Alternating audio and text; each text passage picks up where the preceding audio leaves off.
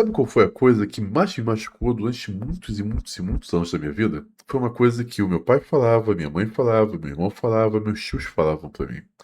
E algumas outras pessoas também falavam isso. Chegavam pra mim quando eu ia contra uma determinada ideia, quando eu me posicionava sobre alguma coisa, as pessoas que estavam fazendo errado ou gostavam do erro, elas falavam assim pra mim: Ah, quer dizer então que você é o único certo. Tá todo mundo errado. Você é o único bonzão que tá falando o que é certo. Isso aqui é uma estratégia retórica, né? Isso aqui é uma manobra retórica clássica. Na verdade, quando a pessoa fala isso, ela está tentando te colocar numa posição de arrogância para desqualificar o que você disse, ao invés de discutir o argumento em si. Só que a verdade não depende da popularidade de uma ideia. Ainda que você fale algo certo e só você acredite, continua sendo certo. A verdade vale por si só. É pela consistência dos argumentos, fatos. As pessoas que falam isso e me magoaram tanto no meu passado são as pessoas que elas não sabem, elas querem continuar praticando o erro e para isso elas defendem a popularidade do erro. Logo, na mente delas. Se tantas e tantas pessoas fazem o errado passa a ser a norma e a norma passa a ser o que é certo. Eu discordo disso. Algumas vezes defender a verdade dói, sabe? Defender a verdade vai te colocar em uma posição de ataque. Você vai ser atacado, vão tentar fazer de tudo contra você. E vão fazer. Vão fazer. Porque o simples fato de você fazer o certo incomoda as pessoas que querem praticar o erro. Só isso. O simples fato de você ter uma postura diferente da delas, ainda que você nunca na sua vida fale nada contra elas, isso vai fazer com que elas pensem assim: será que ele se sente tão melhor do que a gente assim? Pra não querer se misturar? Vamos lá em cima dele para aprender uma lição. Isso vai acontecer. Defender a verdade tem um custo muito grande na nossa vida. Existe também uma verdade muito importante. A gente não pode ceder para desesperança. Sabe, hoje o que eu vejo é a sensação de desesperança tomando conta dos jovens. Os jovens não estão acreditando mais que as coisas podem mudar. Eles não acreditam mais no futuro, na possibilidade das coisas serem diferentes. Hoje existe um fatalismo, um niilismo. Ah, não, tudo ruim, tudo vai acabar, tudo vai se transformar em nada. E se você tenta pensar diferente, eles vão te atacar também. Você fala, não, ainda existe esperança. A primeira coisa que uma pessoa sem esperança faz quando você fala alguma coisa é tentar que seja contrário à desesperança que ela segue, é tentar te atacar de alguma forma. Cara, eu não consigo ver isso, sabe? O que acontece? Eu sou pai, sou marido, eu tenho uma obrigação moral, que é criar um mundo melhor para os meus filhos para quando eu for embora. Que eu possa deixar um mundo melhor para os meus filhos. E é por isso que eu luto, cara. É por isso que eu bato tanto de frente com tanta coisa errada. Porque é minha obrigação moral. Eu acredito firmemente que se mais homens fizessem exatamente isso, a sociedade mudaria. Mas nos convenceram a desistir. Nos convenceram a abrir mão de tudo. A gente não pode ceder à desesperança. Não é porque a realidade seja sempre boa ou justa, mas é porque a desesperança é uma forma de rendição antecipada. Ela paralisa, ela tira a capacidade de agir, de pensar com clareza, de manter a dignidade diante do que é difícil. A esperança, entenda o seguinte, a esperança, quando eu falo de esperança, eu não estou falando sobre otimismo ingênuo, não é isso.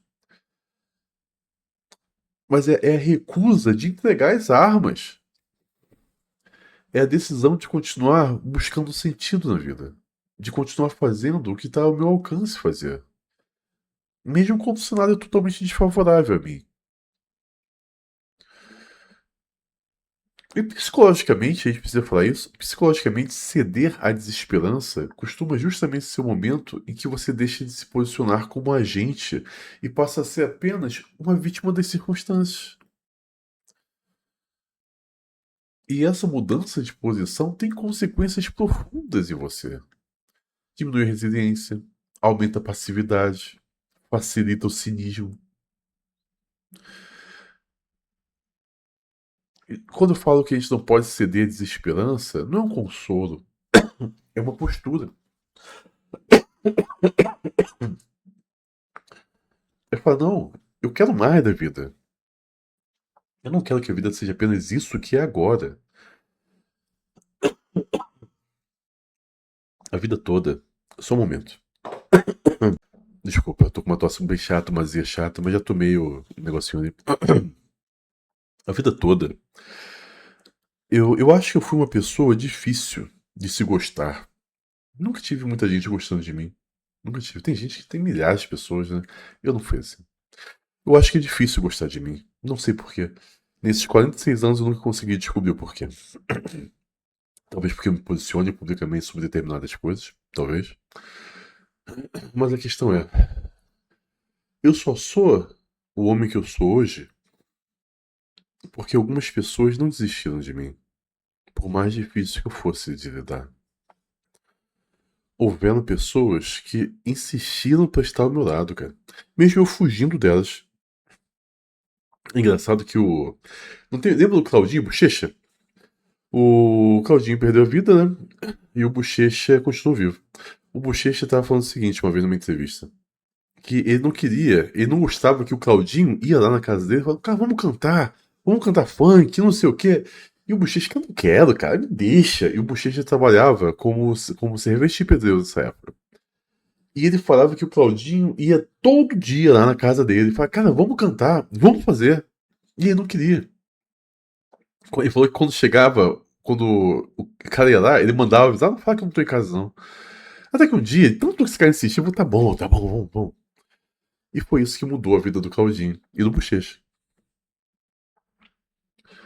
Que fez eles serem quem são. A insistência de uma pessoa por outra que não queria. Algumas vezes a gente não quer coisas, não é porque a gente tem uma reflexão sobre isso, a gente quer. Só que a gente não sabe o que a gente quer. E a gente precisa de alguém que não desista da gente. Eu sou muito grato às pessoas que nunca desistiram de mim, sabe? Como eu disse, quando você sabe que eu passei aqui de o estudo que eu sofri na minha infância, eu não queria contato com ninguém, eu era revoltado. Eu era muito revoltado e eu tratei muito mal algumas pessoas. Eu admito isso. Eu tratava muito mal algumas pessoas. Porque eu não queria. Elas me falavam coisas que eu não conseguia aceitar. Perdoar.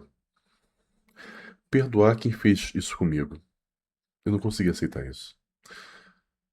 Perdoar, perdoe seu pai. Perdoe seu irmão que fez isso. Eu não conseguia aceitar.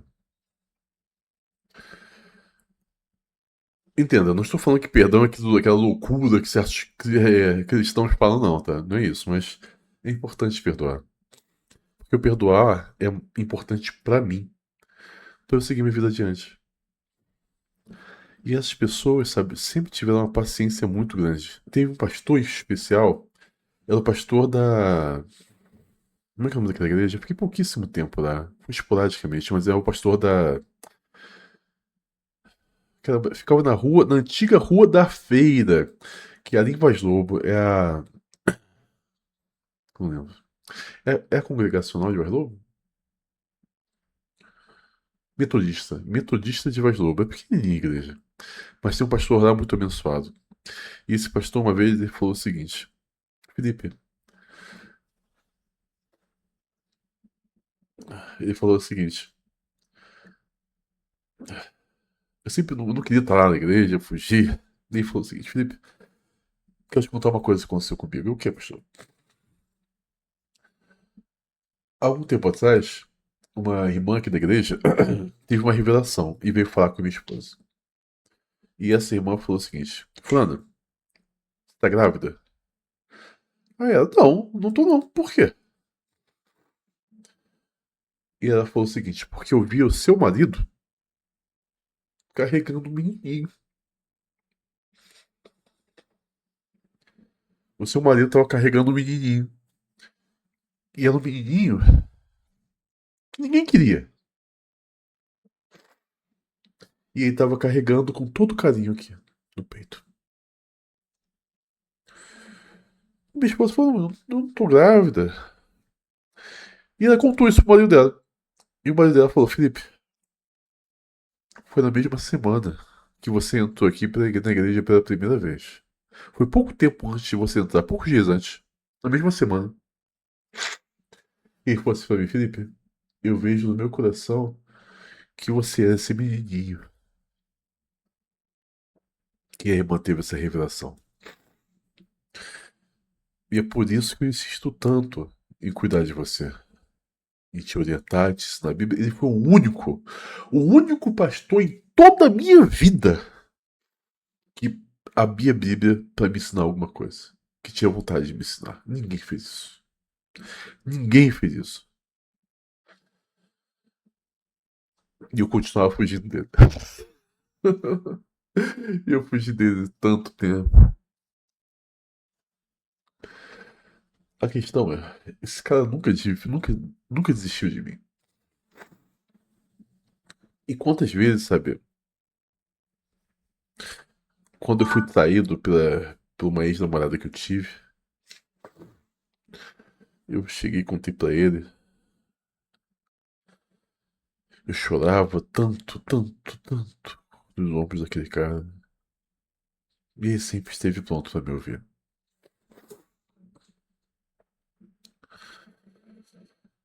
Algumas vezes, tudo que a gente precisa é de alguém que não desista da gente. E é o que eu tento fazer na vida, sabe? Eu não quero desistir das pessoas. Eu não vou entrar nessa ideia de, não, cada um se vira, não tem mais jeito, acabou. Não, eu não sou assim. O meu caráter não foi formado desse jeito. Eu só estou vivo hoje porque pessoas nunca desistiram de mim. Poucas, verdade. Mas foram pessoas importantes que não desistiram de mim. Então eu também não vou desistir.